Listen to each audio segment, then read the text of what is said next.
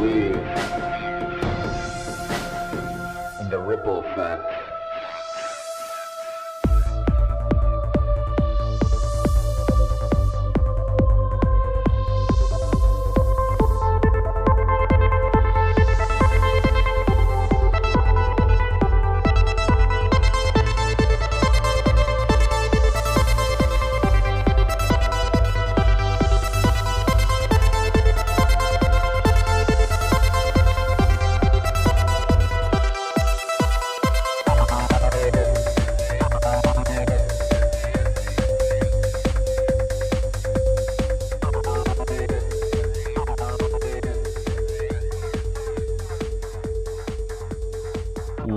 What's up? Another episode of Ripple Effect Podcast. Of course, I'm your host, Rica the Friends, also known as Ricky France, and a great episode for you today. Today we have Agnieszka Wilson, and she has lived a interesting life, but we connected through our mutual friend, Dr. James Lyons Wheeler, also known as Dr. Jack, and he told me about this amazing project called Can We Talk About It? And what they're doing is they're helping people who've been vaccine injured, specifically the COVID vaccine. They're helping share their stories. They're helping in regards to legal help, emotional help, connecting them with other people who have had similar experiences. And during the process of helping these people, my guest has learned a lot about how many people are actually getting hurt. She's gathered a lot of research, a lot of statistics, and overall has just gathered a lot of information and research on this topic. So hold on tightly as we go back down the COVID rabbit hole. But with that said, of course, I always have to remind you guys, this is a value for value show. If you get some value out of these conversations, please consider giving some value back. The goal, of course, is always trying to do this full time eventually. Every person who donates, even if it's just a little bit, it helps with that goal. The show gets thousands and thousands of downloads. If a small percentage of those people donated as little as $1, I could do this full time. So that just puts in perspective how little you have to contribute to really help reach that goal. Of course, if you can't help financially, don't worry about it. Like I always tell you guys, just share, review, tell people about the show, subscribe to the show on all the platforms I'm on, and that goes a long way. But if you can support the show financially, we have a Patreon page. We have a PayPal account if you want to send a one-time donation. We have a merchandise store with hats, t-shirts, hoodies, tank tops, mugs, tons of stuff, and purchasing some merch also helps support the show financially. We have a crypto wallet if you want to send us Ethereum or Bitcoin. The addresses are on my website, rippleeffectpodcast.com. And I also have a couple sponsors, one being the University of Reason. If you're at a crossroads in life, if you're looking to pursue a different career, if you're looking to connect with a libertarian, freedom-minded community, check out the University of Reason, and specifically the autonomy courses created by Richard Grove, a past guest and friend of mine. Of course, another sponsor is Content Save. That's how the video version of these episodes get uploaded on all the platforms so quickly. If you need a website, if you need any IT stuff, or you're a content creator, streamer, gamer, TikToker, whatever it may be, and you want to put your videos on all the platforms, contact Content Safe. Matt Raymer, the owner, CEO, creator of Content Safe, is a dear friend of mine, and he'll hook you up, let him know you're a Ripple Effect podcast listener. Last but not least, check out Element Electrolytes. It's a healthy alternative to all those cheap drinks you're buying at the grocery store or the convenience store full of artificial flavors and sweeteners. This is sweetened with stevia, so there's no sugar, and it has a healthy natural sweetener in it. It tastes good. It gives you tons of the electrolytes that are necessary, like potassium, sodium, and magnesium. It won't kick you out of ketosis, won't kick you out of fasting, and it can help with many different issues like headaches, muscle fatigue, muscle soreness, and low energy. Sometimes your low energy is just due to being dehydrated, believe it or not. So there's a lot of things that can be contributed to dehydration, and Element Electrolytes is a healthy and delicious way of staying hydrated. And if you use the link in the show description or the link on my website, you will get a free gift with every purchase. So please use that link, support the Ripple Effect Podcast by using that link, and also stay hydrated. And check out all my sponsors, all the ways of supporting the show on my website, rippleeffectpodcast.com. That's it, guys. Enjoy this conversation. I'm doing my best to try to get as many shows out as possible. It's been super hard because life has been a little extra stressful of late. Work's been a little extra stressful of late, and I've been a little extra scatterbrained and fatigued and tired of late. So I'm trying to balance everything and gather everything and trying to give you the best shows possible. Of course, like the everyday issues you guys are dealing with, I also deal with many of those same issues, which makes it difficult to always be as focused as I would like to be. But I'm doing my best, I promise, in trying to bring you the best guests, the most shows possible, and the best conversations possible. So enjoy this conversation, and I'll talk to you guys in the next one. Peace.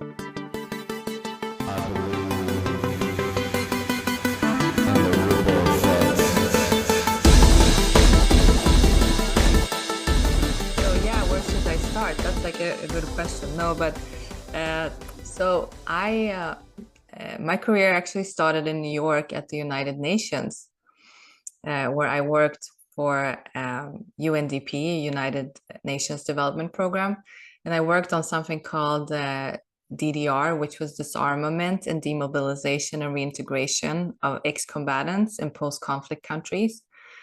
So I was involved and I was actually working with the interagency working group on DDR, where we coordinated the work of 22 UN agencies who were all working on this process in post-conflict countries. So it was a great learning process for me, because I learned everything about, the organizational world, the nonprofits. We did global trainings for UN staff from all over the world, both in Sweden and Norway. And I worked a lot on kind of not taboo topic, but difficult topics like child soldiers, sexual gender-based violence, and in conflict situations, and all of that kind of stuff. But I also got to do a lot of partnership building and work with a lot of actually really great people, and whom some of them are still in my life, even though, of course, I definitely don't see the UN as I once did anymore. So it was definitely a great experience, but also a very shocking one.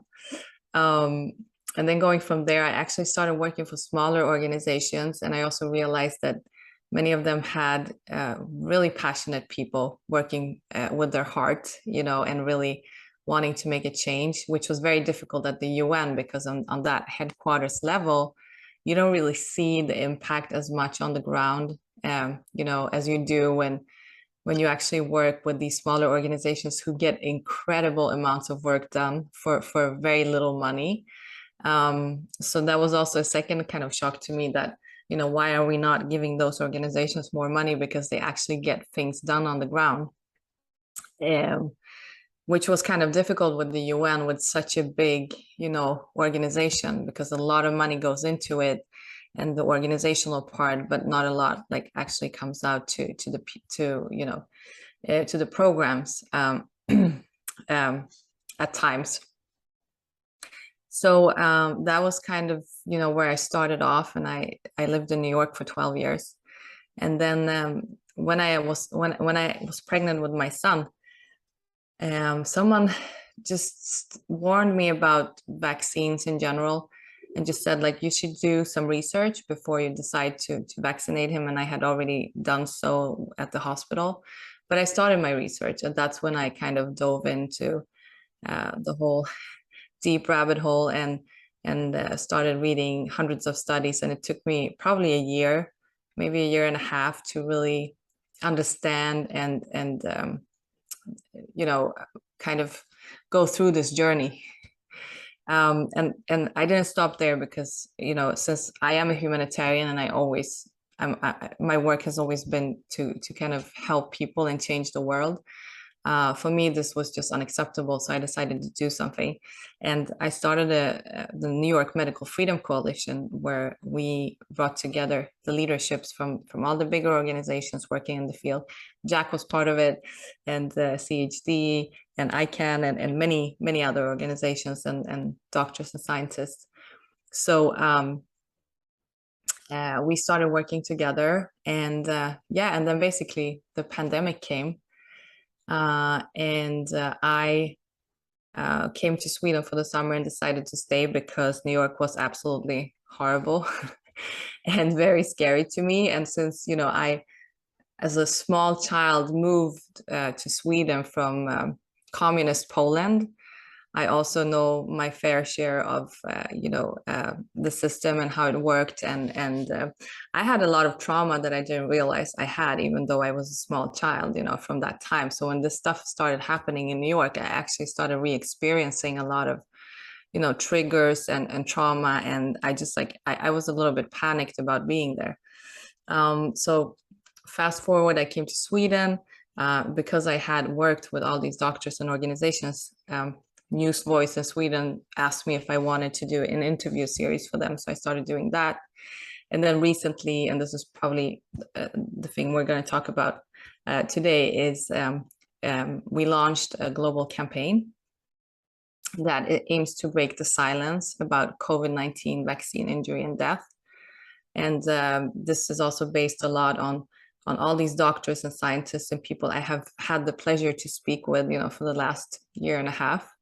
But also because I'm seeing so many injured people everywhere and stories, and there was a Swedish woman here that started kind of a campaign that I started working with from the beginning, but then I wanted it to be global. So because I always worked globally. So when I met Bree Dressen, who is one of the injured or the people that have experienced injury from these so-called vaccines, I got truly inspired by her story. And she also became kind of the face for our campaign and is still working with us. And she's actually our advisor, because we really need to know and understand what's happening to these people and in their lives. That was a No, good. I mean, people hear me talk all the time, so it's nice to hear another voice. So you were raised in New York, but you're not obviously you weren't born in New York. You were born I wasn't raised in New York. I was raised in Sweden. or Sweden, So, but yeah, but I moved to New York when I started working for the UN. so you were born in Sweden, okay, and then I was born in Poland. I moved to Sweden when I was about 5.5. so you're actually Polish? Yeah. Okay. So I live in a small town called Ludlow, Massachusetts, and it's about just about everybody I grew up with was either Portuguese or Polish. There's like Oh, wow.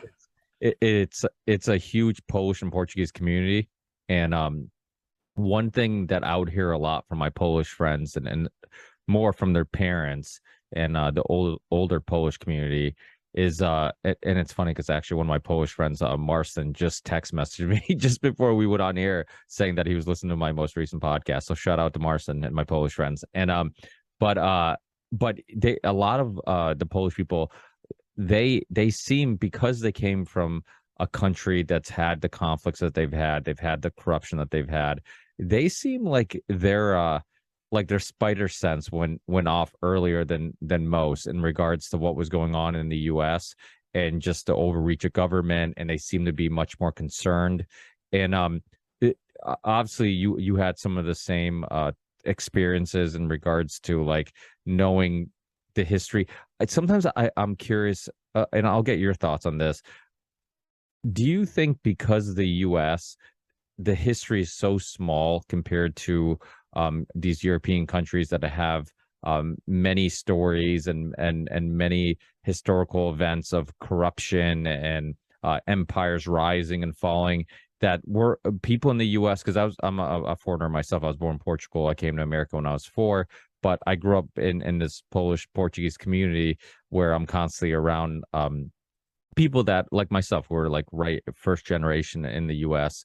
And do do you think that Americans, people who aren't from another country, maybe they're a couple generations living in the US, they're naive to this history, and that's why it seemed like people in the US, to me it was almost startling how they some people weren't concerned and again, I was living in the East Coast during COVID, and I grew up in Massachusetts. You were living in New York, so you had a very similar experience where I was kind of stunned by people not being concerned about this overreach and like tyranny and these type of words were only words that conspiracy theorists used, and then we were overreacting when really I felt like they were naive to these baby steps, like they couldn't see the big picture. What were your thoughts about from a foreigner's perspective compared to Americans' perspective on what was going on? Well, I have to tell you that I was a little bit shocked that New Yorkers specifically, did not see through this or stand up, because they're usually like pretty hardcore, and yeah, I thought they would be tougher and that more people in New York would be awake, but I was very wrong, because it definitely didn't play out that way.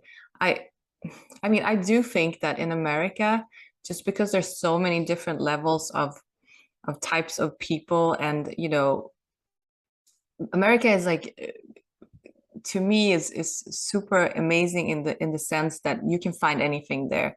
Like mostly in Europe, countries are more homogenous, and like, everything is more the same, and we follow the same kind of um fashion. Like everyone looks the same, and if you stand out, like, then you have a problem, right? In America, you can basically be whoever you want, and it's still kind of accepted one way or the other. But also like the variety of groups and people and communities, like you can be everything from a regular person to find like the craziest spiritual communities. I mean, just the fact how developed the holistic approach to medicine has been, and that you can find anything. I mean, I can't even find a holistic dentist in Sweden because it doesn't exist here. So just the, I would say, like the smorgasbord of America when it comes to like all of these different types of societies and religions and cultures and everything is so ingrained in the culture, and that in itself makes like different levels of all of this. So I think, and we do have a really big awakened community in America, and they're also kind of like spearheading a lot of the stuff that's going on in the world, I feel.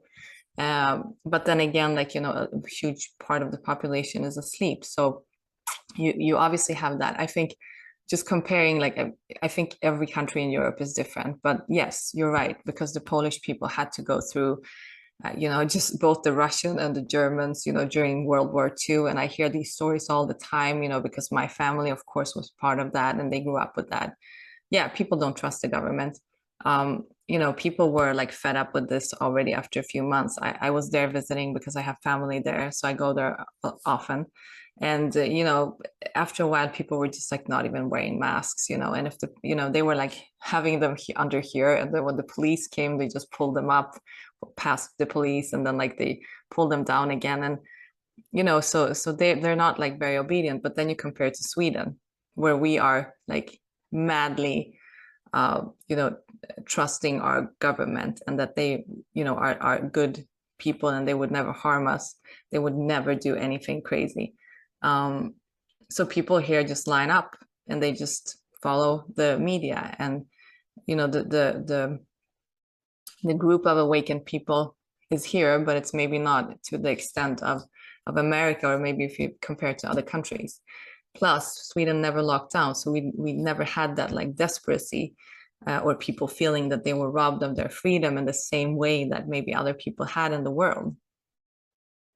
Well, there's also concern. I feel like more socialistic countries. Portugal was another one. I would talk to friends and family that would travel to Portugal, family members that live there, and I was like stunned by how everybody was going along with the mainstream narrative. Nobody was questioning it, and you know, I was thinking about it, and it seems like if you have a country that is more socialistic, so you figure, on average, more people lean towards those type of philosophies and worldviews, then to lean in that direction, you almost have to believe that that government is created for the good of the people. So you Mm. have this like inherent trust of government because you're like, okay, if I don't trust government, I wouldn't be pro socialism because I would think that they would sell me on the idea that they're going to help us and then they're going to end up doing something corrupt and which is typically the case. But so it does seem like those countries that lean more towards a socialistic worldview and philosophy, they just inherently trust the government more than others. Where in America, even though we have a very like, short history, that history is really like stories of being skeptical of government and monarchies and corruption. So it's like it's weird because I remember as a foreigner being a kid growing up in America, and I I was always very skeptical of like how patriotic some Americans were because I'm like, Mm.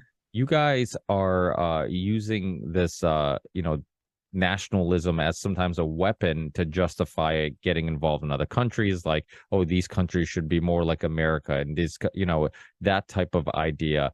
And then as time when COVID happened, it really showed me how it nationalism isn't always bad. Where like being proud of what a lot of Americans believe America was founded on, these principles that the founding fathers and really the founders of the Constitution, all these documents that they cherish and that they think really if we follow them and we take these principles seriously, can really help create the best working government and can filter out corruption and really have um, checks and balances for everything. And so then I'm like, okay, yeah, I can see how this is important. Like you said, it almost seemed like during the whole COVID lockdown, having that spirit, that soul of America being rooted in those things and those principles, kind of, I think in many cases, was a motivation to why America maybe pushed back more than other countries. Yeah, I mean, yes, absolutely. I think, a lot of the big initiatives and what has been happening and people standing up, it also came from America. I mean, Europe is also depending on, which countries, but every country now has, larger groups of people who are actually, trying to fight for freedom and trying to fight for medical freedom and take their rights back. And I think, more and more people are waking up. So I'm very positive with what's actually going on. The same thing with the COVID vaccine injuries, who have been silenced, by media for all this time, and people still don't believe that they exist. But there's a lot of people coming out now, talking about their experiences and injuries, and even though I know that a lot of them actually get, gaslighted and people don't believe them, but the more people that come out, the more the situation will obviously change, and we need that courage. We need, really to come together and support each other in this, because it's not an easy journey, as you know. Like, as soon as you start talking against the mainstream media agenda or anything that is off of that, you're considered, a conspiracy theorist or anti-vaxxer or a crazy person. So I think, we also need all of that support, because it's not an easy thing to do, stepping out of this whole craziness, and going our own way in this sense. Well, that's why your organization is so important because in many cases, that's exactly what we need. We just need more people to speak out to give courage for other people to speak out. And that's typically what happens. It becomes like a ripple effect of like, okay, this person speaks out. So now I feel comfortable speaking out. And the public shaming has been ridiculous. I mean, you have people like Jimmy Dore, who, is more left leaning. And just for him openly and publicly speaking and sharing his experience with his vaccine, getting the vaccine and his adverse reactions, he was being called an anti-vaxxer and and all these words. And what happens is people see that and they don't want to talk about it. Like I've had many people in my personal life open up to me about like, hey, I haven't felt right since I got the vaccine. You know, I have a family member who you know, says that they think this health issue is related to the vaccine, and doctors are dismissing it and saying no, it's not related. So you know, it really is a huge issue that people kind of want to forget about and move on and not talk about the fact that like overall deaths are going up in every country. And you know, what could it be? Maybe the experimental vaccine we just pressured everybody to take. You know, like it's silly that it's at least not being entertained, and people aren't openly talking about all the professional athletes that are passing out, and you know, all those type of things. It's like nobody wanted to connect those dots, and it was, I think a lot of it was public shaming. So yeah, let's get into your organization and what you're attempting to do. If anybody listening wants to reach out to you and you know, share their story, you know, how can they do that? Yeah, so basically the campaign has you know, several objectives, but one of them is you know, to for people to be able to share their stories in a safe space. The second one is to create awareness, of course, raise awareness so that other people become aware of that this is not, you know, something rare. It's actually happening to people.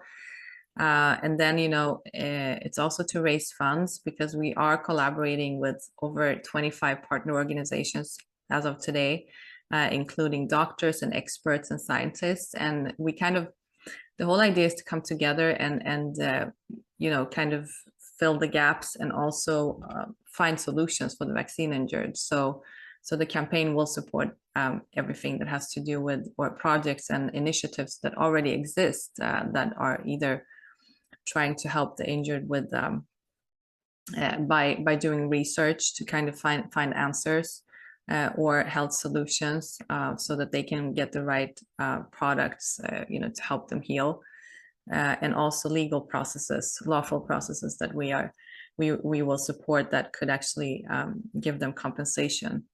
But I think, you know, the most important thing for me, you know, with this campaign has been, you know, the collaboration, because when we come together and we have like a few projects now that we're setting up with partners and doctors and scientists and organizations and we're working on, it's just amazing, you know, what we can accomplish. And we have like all the resources, and you know, it's easy when people do, you know, things you know, here and there, but then it doesn't really, you know, fit in, or you know, there's gaps and things that need to be filled. So I think also, you know, we just have experienced like, you know, a lot of amazing partnerships where we all come together, we support each other, and we support one cause, you know, that we all can stand behind. And I think, you know, our greatest weapon today is collaboration, because, you know, that's how we become stronger together. So I think that's like the part of the campaign that has inspired me a lot.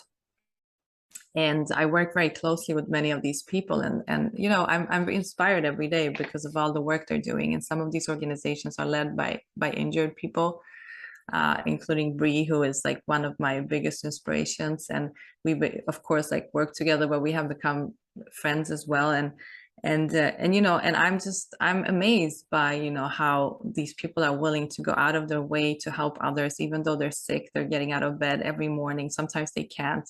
Sometimes Bree is like, you know, on an IV in the hospital taking a meeting with us, you know. So it's just, you know, like I don't think we can comprehend like how their life changes forever, and you know, how much, you know, they have to do every day to take care of themselves and their health, you know, and how incredibly difficult that is, you know. We cannot imagine that. I mean, I myself, when I was pregnant, I believe I had a vaccine injury from the DTaP vaccine. So I got rheumatoid arthritis, and I healed myself the holistic natural way, but it took years until I came back, you know, to 100%, you know, my body came back to 100% being itself. So it's a long journey, and it's a very painful journey for many. And you know, this is what we're looking at. To me, this is one of the biggest humanitarian crises I have seen, and we're not even seeing, you know, the long-term effects of this. We're seeing the short-term effects now, and the excess mortality is something that we can see globally, and the data doesn't lie. You know, we just put together the numbers of just the reporting systems, the bigger one, Bayer's and the European one, the WHO one. I think also Australia and England was part of that. And just through those reporting systems, even though it's highly underreported, we already see 11 million adverse events, 11 million and over 70,000 deaths. So, and being very underreported because we talk to vaccine injured all the time. I don't know how many people write to me every week and just say that, they went to a doctor and they get dismissed. It's not the vaccine. It's not the vaccine. Like, no one believes these people. Can you imagine? You're an adult, you take an experimental drug and, like, I don't know, you suddenly you're paralyzed in a wheelchair, and because like we know when something happened to us, like our whole body is telling you that this is from the vaccine, and you go and no one believes you and no one wants to help you, and they can't help you because the doctors that are currently not seeing this also don't know what to do with these patients or how to cure them. So we're like in a really crazy situations because it's on so many levels. Not only that, but people write to me because both parents got injured, they haven't worked for 8 months. In the US, how much insurance, like health insurance, covers, right? And especially when it comes to supplements or these kind of holistic approaches. I mean, it's just, people ending up in shelters, being homeless because they can't cover their medical bills. It's a never ending thing. Post-traumatic stress disorder.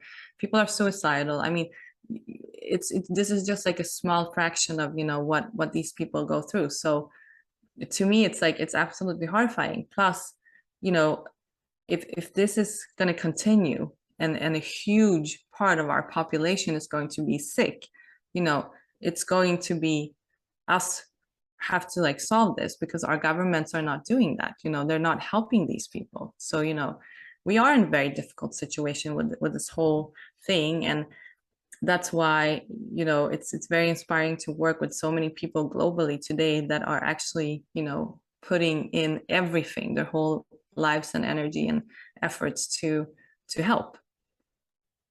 Well, the trauma, you talked about trauma briefly and your own trauma.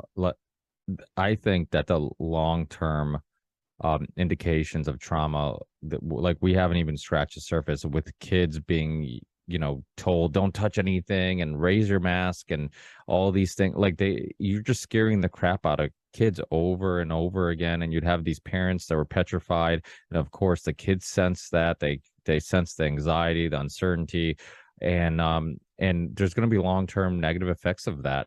In regards to just liability, what options does a person have you seen any success with? Because I mean, it's insane that the governments, you said that the governments don't want to help them.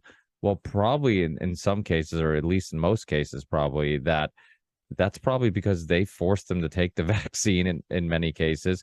The US, I mean, many people had to get the vaccine just to go to work and pay their bills. And of course, they want their hands off and they don't want to be liable. Are you seeing any success in regards to people actually somebody being responsible for pressuring people and forcing people and taking these experimental vaccines?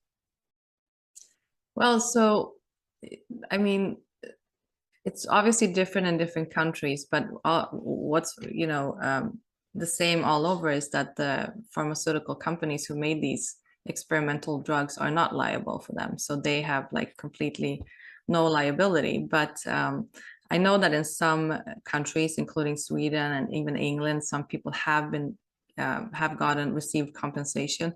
But these are what we need to remember is that these are in the cases where they were actually able to prove that they had a vaccine injury coming from, the vaccine. And a lot of doctors, they don't want to even deal with patients that come and say that they have vaccine injury. I mean, many of them get sent home and told that they have anxiety, so they get anxiety pills basically. Like, and it's to me that's absolutely insane.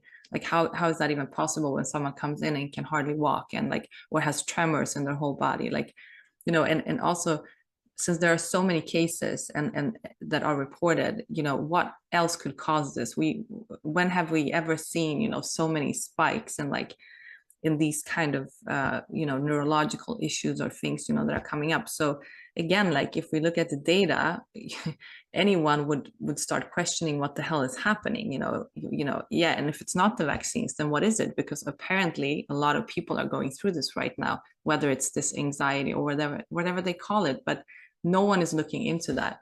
It's being silenced by media. Some things are starting to bubble up here and there, but we need to start questioning that, because the doctors and the scientists are the ones who dare to speak up, are very concerned. And I think it was just yesterday, there was a group of doctors globally and scientists that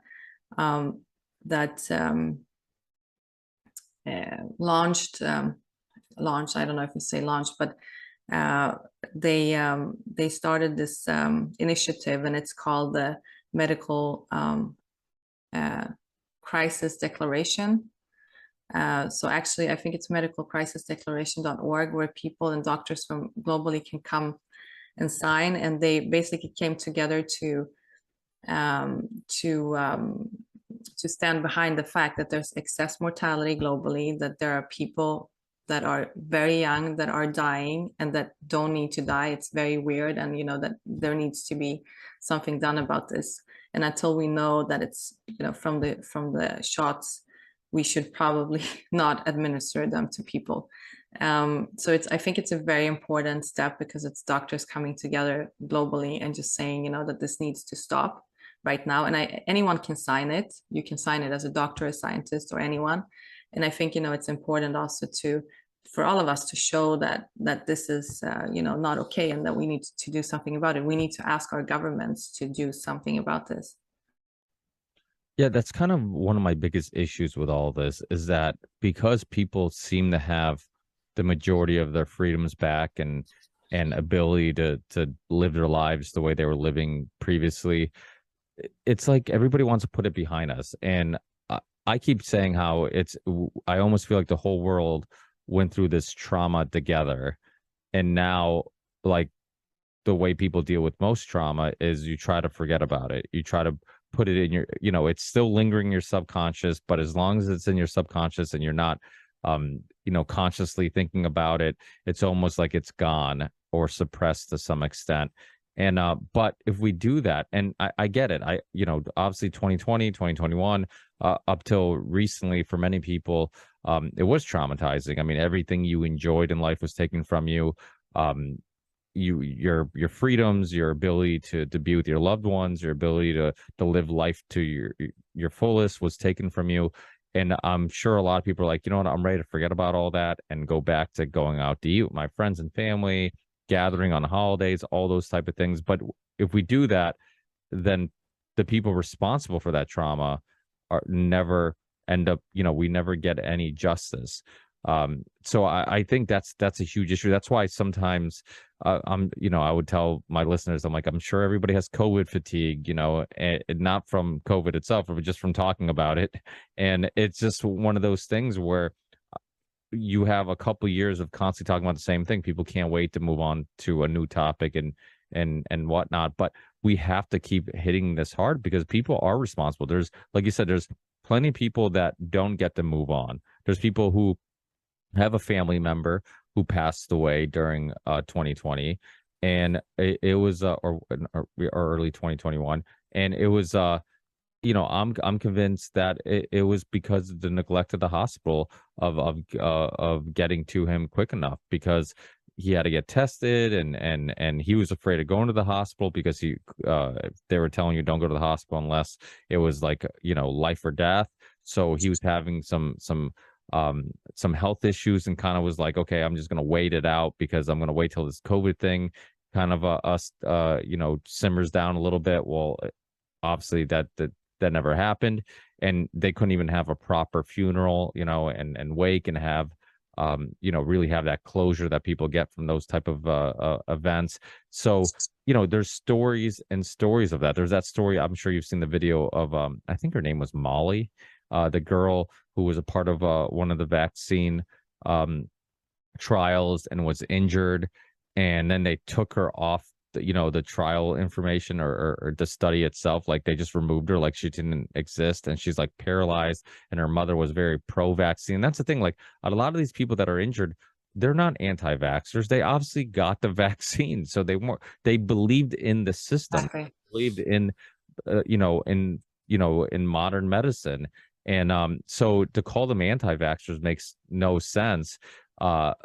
So it's like, your organization and people like yourself who are trying to help these people and give them a voice. I mean, it's needed, and we have to constantly remind ourselves that there are tons of people out there who don't get to just move on and don't get to, um pretend it never happened. They're dealing with what was done to them, and even though a lot of these people volunteered to go get the vaccine, or they willingly went there, it was because of the misinformation that the government was giving them and the misinformation that the public was giving them. I mean, pharma didn't even have to advertise their products because they had celebrities and governments and everybody telling them how, this was going to get, you know give them their lives back. And I think that was the trick that worked, was that people really just want to get back to normal and go to concerts again and whatever. And they're like, okay, I'm told that the vaccine will get me there. I want to travel again. If I take the vaccine, I'll be able to travel.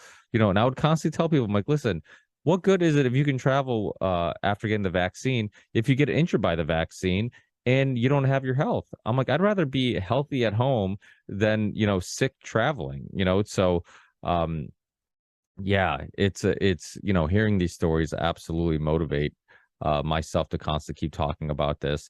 And so you talked about the data. Obviously, you have access to a lot of it and you keep up with it. Is it just about undeniable that something is going on in the last, since the vaccine's been introduced to the public, that there's some increase in deaths? And I mean, is there anybody trying to debunk that at all? I mean, I'm sure, but as many of us, we try to kind of tone down on all the mainstream media information and news that come, because you go crazy if you watch the news all the time. But no, I mean, it's undeniable for sure for anyone that starts going into the data, and when there's thousands and thousands of doctors and scientists, that have come together, that are on the same page with this, that are seeing that something is off. Maybe not all of them are speaking publicly, but they are working together in the background to do something about it. And I'm not an expert, but I can read data for sure, and also because this data is actually coming from the official databases of the governments, including the WHO. So anyone can read and access that data. Then when it comes to research and studies, of course, our community of doctors are doing their own, and some people will not acknowledge those kind of studies because they're being, of course, said as, that they are conspiracy theorists, or this is not real because, we only listen to Johns Hopkins and the CDC and the NIH. So of course, like, you can discredit anything, but again, if you start reading, the studies, the research that has been done so far, it's pretty clear. And these doctors, many of them worked with patients. They've been seeing this stuff happening, every single day in their offices. People coming in, fertility problems, blood clots, miscarriages. So I mean, it's just, it can't be denied that something is going on, and something is going on and started going on and started being pretty obvious since, the rollout. And now if you go into the databases of each country or the EU mortality rates, there is an excess in mortality rates. So we are seeing that. And where does that come from? And if not from the COVID vaccine, I think everyone would be open to then know where it's actually coming from. Because if you see something that's worrying, it's still the government's jobs and the experts' jobs to look into it, right? You just don't leave it, because every other year when we had kind of spikes, and the funny thing is, if it happens everywhere globally, then it's probably caused by something that has been happening everywhere globally. So there's not that many choices, and again, it doesn't have to be right, but then why don't we look into it? Yeah, so I know that becoming a mother obviously made you or at least provoked a desire to look more into like health of the baby and vaccines and all these things.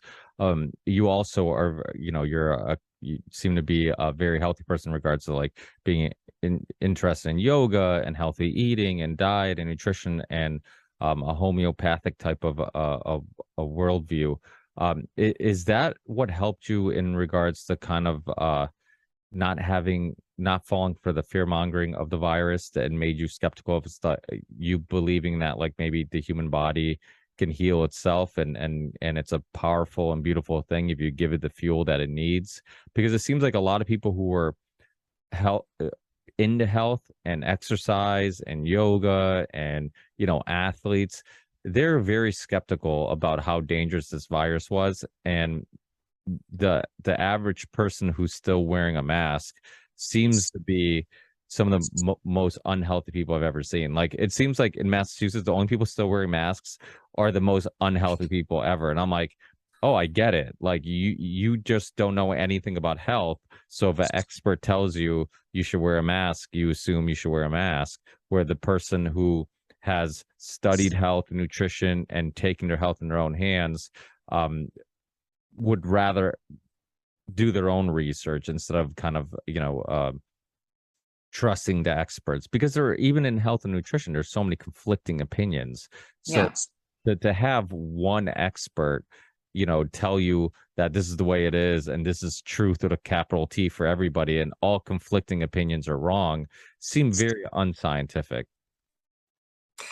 Yeah, I mean, so for me, I actually don't have a good answer to, well, I was skeptical, just, yes, definitely, because I know more about health than maybe the average person, especially when it comes to the holistic approach. But it's been an interest of my whole life, and I've probably tried everything. And I still believe, at the end of the day, because I probably tried all these type of diets and things and ways to heal yourself, that we're all different. Like you can't say that this is dangerous or that's dangerous. It doesn't work. It's like it works differently for everyone, and I think you just need to find your own path and find what works for you, because eh, I feel very good in a certain, when I use certain things which other people don't. So like we are just very different. We have different needs, and our bodies need different things. So I think that's a really important step in this. And then yeah, I mean, you kind of have to go through the jungle to find your own way, of like all of these people that have different opinions. And I think also these different opinions probably stem from that we haven't, this has not been like the main, health system in our world. So there's not enough studies that have been made on any of these approaches, right? Like not enough of them when it comes to medicine. We're like all on the same page, because like we have the big universities doing all the studies and everyone listens to them, and once they say something, it's like, okay, that's it, that's like now this is the truth. Whereas I think like in the holistic things, there's schools of different diets and different health paths, from ancient times, or that have been used, including the Ayurvedic, and all of these things that people can study. And I think that, but still, like in modern days, we don't have enough studies now that we have all the technology to actually look into this and look into, what benefits people, what doesn't, what, like why we're different, and why we need different things. So I think, that's something that will need to happen more once we transition into what I believe in is a more, natural way of living, and going back to that natural stuff that we used to do, the smaller communities, the growing your own food, all of that stuff, which I started doing, and I think it's absolutely amazing, to be able to do that. Yeah, and more people are becoming open-minded to those type of ways of living too. I think if anything good comes out of 2020, it's the fact that people are becoming much more skeptical of things like the experts and vaccines and modern medicine and all these things that, like you said, when a expert would say this is how you treat something, it was gospel. You didn't ask questions. And now people are like, okay, let me do my own research, and let me question them a little bit. I mean, previously, before 2020, much like yourself, I've always been really big into health and nutrition, and I'm not a big fan of modern medicine. I'm a much bigger fan of diet, exercise, getting natural vitamin D from the sun, taking vitamins if you're deficient in something, eating things you could pick and grow and kill. And my parents are farmers from northern Portugal, and they still kind of live that way where they grow a lot of their own food and they raise a lot of their own food. And I looked at them and I'm like, well, they live kind of tough lives in regards to physically. You're constantly doing stuff and you're out and you're sweating or whatever. And I'm like, maybe that's good for you. Maybe that's the way you should be living. And they seem happier. And that's why like the American culture, and lifestyle, I think that there's a reason why we have more things and we're less happy in this country. It's because it is a melting pot, like you referenced earlier. But the problem with it being such a melting pot, I mean, the good things, obviously, there's some amazing things. I have friends that are from Poland. I have friends that are from Lebanon. I have friends that are from Estonia. I have friends from all over the world, because it is such a melting pot. But the problem is too is that people stay here, once you're one or two generations in this country, a lot like that culture starts fading away, and you end up having no culture, and you end up losing some of those things that are really important, like family, like some of these traditions. I have Muslim friends that aren't they don't really follow the Muslim religion too strictly, but they still do things like Ramadans, and I'm like, why do you do? I'm like, you don't follow that rule. Why do you follow why do you do the Ramadans? It's so hard, and it's such a, you suffer, it's a struggle. And he's like, yeah, but I really enjoy the getting together at the end of the a night with the family and eating together and having, and my parents make wine. A lot of my Polish friends make different types of vodka and alcohol also. And I think the one thing that all these traditions have in common, and the reason why they still exist in many cases, is because the one thing they have in common is it brings people together. We come together. We're making the alcohol together. We're eating and drinking together. It gives us a reason to come together. Where in like America, you lose those traditions, you lose a little bit of that culture. And then if it wasn't for holidays, you wouldn't see your family members because you would never have any reason to do so. But we're the happiest when we're together, when we're spending time together and we're sharing ideas and we're sharing experiences and we're bouncing, if we're doing a diet, I'm sharing my knowledge on my experience with this diet. You're sharing, or if I'm skeptical of whatever was on the news, I'm sharing that with one another. And in a lot of dictatorships and communist countries, they don't want the people gathering and talking, just like they didn't want us to do that in America, because we would start planting the seed of doubt of like, hey, does this really make sense? Or do you know anybody who's dying from COVID who's not older and super unhealthy? And you start asking those questions, and those conversations will start spraying like wildfire. So I think there are pros and cons of that.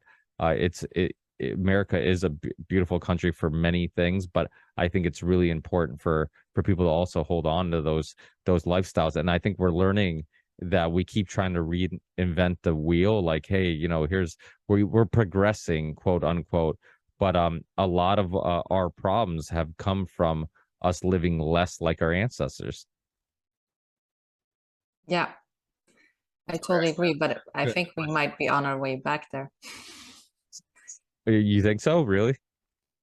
I mean, I truly believe that, going back to nature and going back to more, natural ways where we're more in tune with Mother Nature, and her ways is always going to serve us. I don't know. I mean, I don't know about you, but I moved from New York to Sweden, and then I moved out to the woods, and I truly really enjoy it. I was longing for it for like the last couple of years, and then it happened, and I don't regret it for a second, even though I'm like a total city girl, always been. I always had a lot of friends in the city, and like I was used to all of this stuff, but I have to say that I don't know, things are shifting and changing, and I think it's for many of us, it's going back to nature, and going back to our roots, and like really uh, live more healthier and just calmer lifestyles, and like you said, community is so important.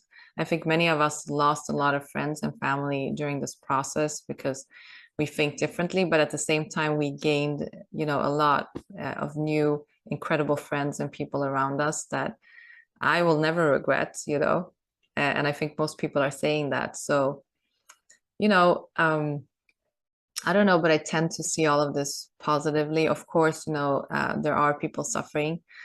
But again, that's why we need community. We need to come together. We need to respect each other. We need to, have compassion. We need to listen to each other and see each other, because I think for the injured people right now, the biggest challenge is that they're not being seen or heard. They're completely being excluded, and no one is believing them. And I cannot even imagine what it would feel like, if someone didn't believe you, and the horrible things that you went through, and that you're actually sick from it. So yeah.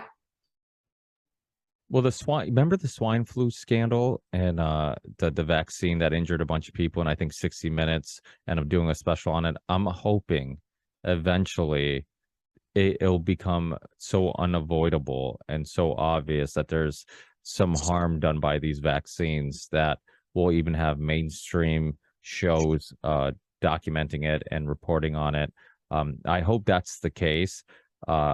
It I'm optimistic like you, and I think that you can only suppress the truth for so long. A lot of things that are now socially acceptable to discuss 2 years ago were things that we're getting banned for, and we're getting in fights with friends and family over, and now it's like everybody's kind of accepting a lot of these things as facts. So I do think we're trending in the right direction. But yeah, I mean, if you're a person who got injured, and especially if you're a person who doesn't want to be in the public eye, or doesn't want to cause controversy or friction, and you're not willing to push back. Maybe somebody like you or I, if we got injured, we'd go to the doctor and be like, listen, I know you're saying it's not related, but it's related to the vaccine. We might push back. Many people don't. The doctor says it's not related.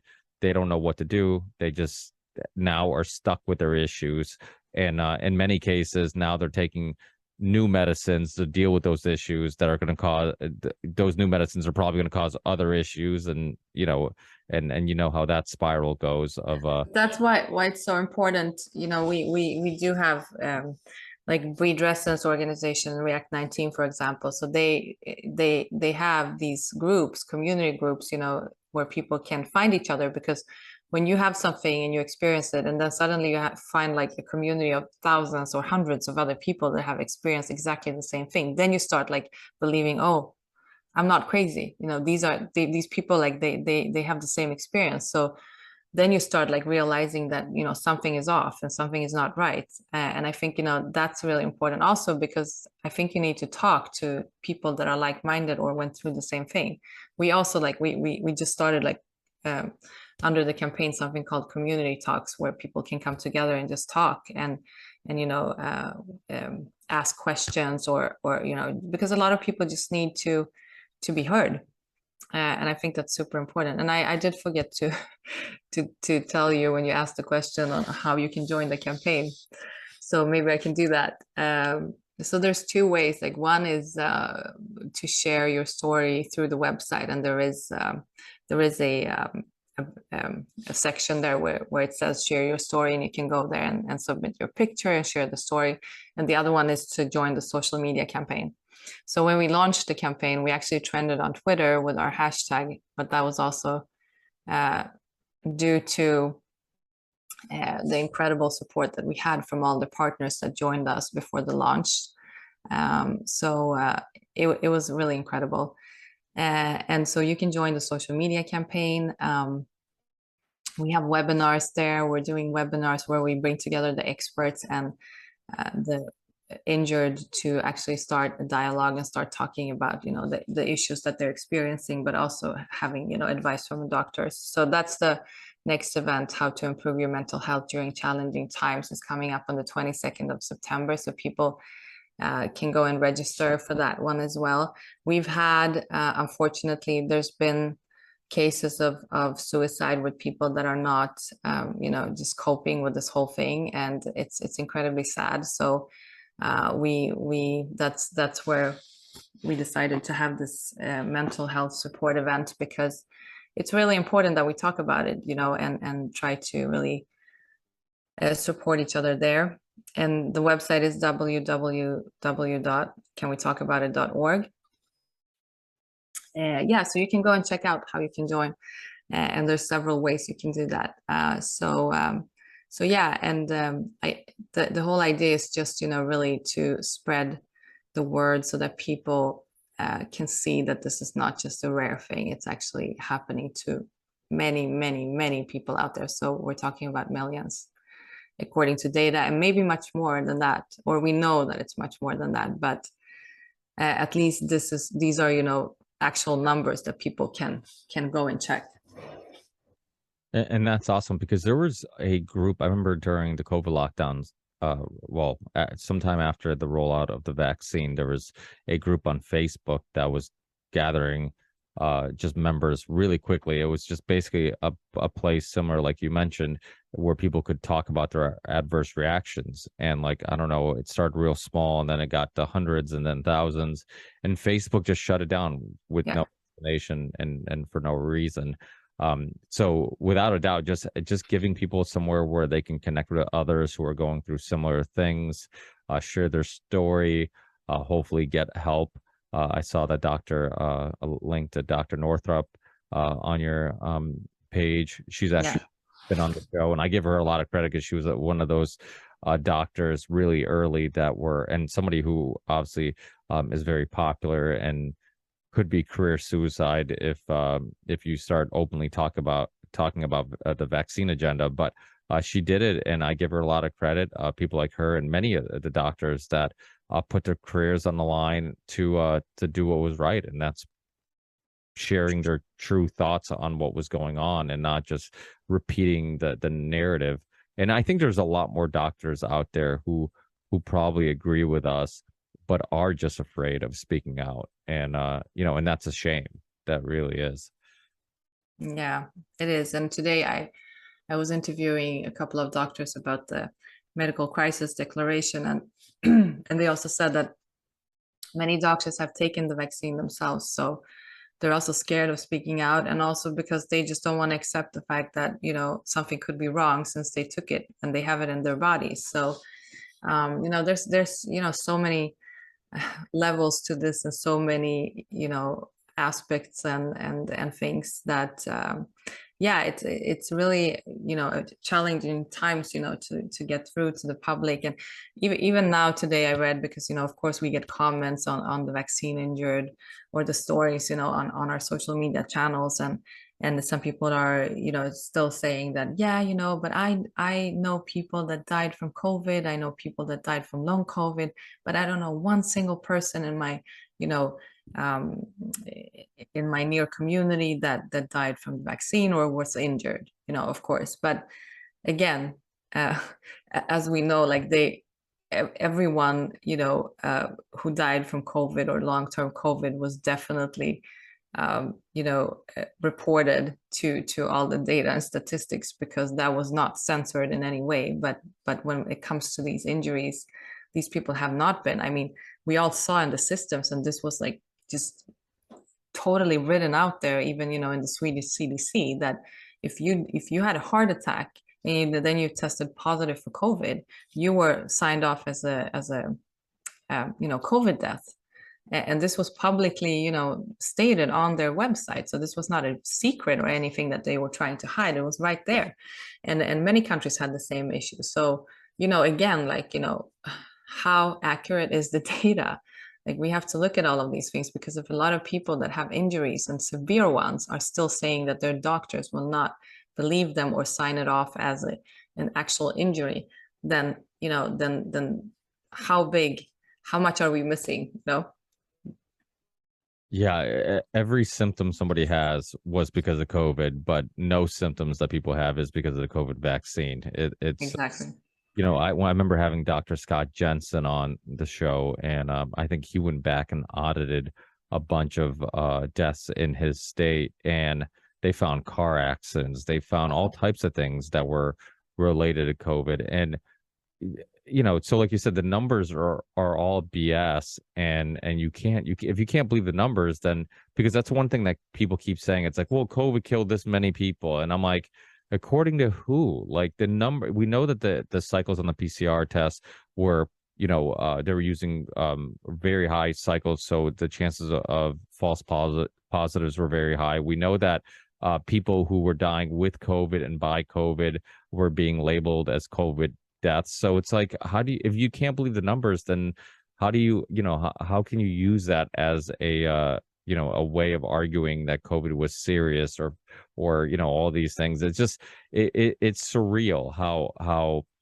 everybody went through the same thing together. That's the thing that like keeps being mind-boggling, is like there's so many stories you can share on the podcast and talk about where it's like, okay, well, no, not everybody knows about the story, but like everybody knows about the COVID story. Everybody was affected in one way or another. Everybody was negatively impacted either by their income or being harmed or trauma. So it's like, it's probably one of the biggest, I shouldn't say hoax, because I believe that the disease exists, and I believe it's a real thing, but I just think it was inflated to such a extent, and the lie that about that was just probably one of the greatest lies in American in world history, because it affected everybody. Even at war, it only affects a handful of countries. I mean, this affected everyone. You can travel to any country, you can walk by anybody, and everybody has a COVID story in regards to how they handled it, how it affected them. And so it really is one of the greatest events in human history. And I'm glad that you're here to help give people justice, and keep this story relevant, and hopefully help a lot of people who need it. So what social media platforms are you guys on? What's the best way of contacting you guys? And anything else that you want to let the listeners know before we tune out? Yeah, so you can contact us through the website, canwetalkabout.org. There's emails, like people usually contact us through that. The social media accounts are all on the website too, so you can just click your way through. I think it's the easiest because the handles are different on each one, because we couldn't find like similar. It was a little bit of difficulty. So it's maybe better to go through the website and actually access the social media accounts from there. What I want to say, I think I want to say that I'm just a firm believer in that, the truth always comes out, and I feel like we're getting close. And so I just really, because this has been a big struggle of my own, for the last years, from going from someone that believed in my government, that believed, everything that I was told, to actually going public about these things, which was a very difficult decision for me. And I'm sure it was for you too at some point, when you have a family, when you're like starting to ask yourself like what your friends are going to say, who you're going to lose, who's going to stay in your life, all of those things, and also for security reasons, obviously. But there's nothing of that I would ever exchange or want any different in any different way. I would never have done it differently, because as I mentioned before, and I think this is something that we all always say, is that the things that the people you meet, and when you get inspired, and also that when you step into your own power and start telling the truth, I think it is one of the most powerful, like, spiritual transformations that you can have, for yourself. And I have experienced that. And I think the more I dare to step into my truth, even though it's super scary, the better I feel and the more empowered I am. So I think, what I want to say is just for all people there that are out there that are super scared of stepping up, or speaking out, or telling their truth, no matter what that truth is. It doesn't have to do with COVID or like the injections, but just your own truth. Whether you want to change religions or whatever it is, but when you do, it's just one of the most powerful transformations you can have, and it's just such a beautiful thing. So I just want to encourage people to actually really do that, because it does change not only you, but it changes the world. It changes your reality too. You create your own reality. And if there's something that I learned from this process, is that you create the reality you want. And if you want it to be a certain way, it can be. You can surround yourself with a certain type of people. Everything that you want, you can create in that life. And it's not impossible. So I just wanted to leave you with that, and how important it is to also, for other people's sake, speak your truth. If you know something, say it. If you know that something is not being rightly done, or if you see something is wrong and it can hurt other people, it's our duty as human beings and sisters and brothers to speak up. Yeah, and it can be difficult at times, but it's very rewarding, and you always feel better afterwards. You feel like you're contributing some positive energy to the world. I think that's why many of us do what we do. And, it's because we want to leave the world a little better than received it. In many cases, when we have children like you and I have two little ones, it only motivates you even more to want to do that. I that's why I think moms are amazing. That should be a URL, momsareamazing.com. I'll try that after. It probably already exists, but one thing that I found in the whole diet and nutrition world, because that was actually like my first rabbit hole of being skeptical of the world, was like I was really into fitness and exercise, and seeing the way Europeans live with eating. You see these old farmers live until they're 90, just eating things that they were killing and picking or whatever. And I really got skeptical of like the modern way of modern medicine, and the way we're living here. And it's like, well, isn't this contributing, all the processed foods and all these medicines that have side effects? Like, this can't be good. And so I got skeptical at a really young age, with all this stuff. But for some people, it's really hard to kind of break through all that and start questioning the experts. And at such a young age, you're told vaccines have cured us of polio, and vaccines has done all these beautiful things throughout history. And doctors and teachers and coaches, like all these people are authorities. And when you're a child, you think that if you it's kind of molds your worldview, where you start thinking like, okay, if this person is this authority, then they must be here to help me, and they must have all the answers, and they're the all knowing. And so people should question everything, and really, like you said, go back to go back to living maybe a simpler life. You talked about being a city girl. A city, it's weird because I feel like when you're young, the stimulation can be contagious. The energy in the city can be really nice, and then it gets to a certain point where it's like it's over stimulating, and you realize you're so disconnected from nature. I mean, grounding has gotten really popular. People just walking on grass without shoes, yoga, all these things that I think help us self-reflect, help us maybe hit pause. And we live such fast-paced lives. I think we all need something that can help us do that, that can help us kind of spiritually, look at our lives and look at the greater picture, and really question our purpose and why we're here, and asking all these bigger questions.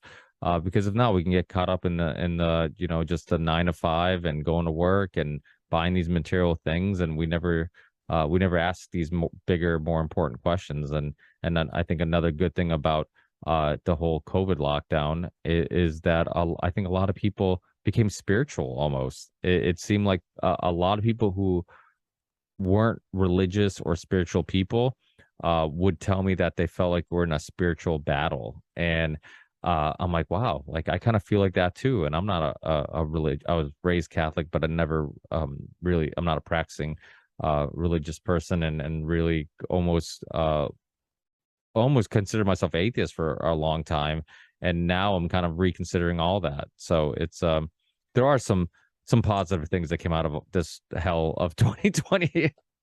Yeah, definitely. Definitely. For sure. I'll put links to all your stuff in the show description. Thank you so much for the work that you're doing. It's amazing. Maybe in the future we'll have you come on and we'll talk about diet, nutrition, living that healthy lifestyle, and people, maybe finding a mentally and physically better way of living. It would be an honor, and thank you, Ricky, for your courage and your show, and for doing amazing work as well.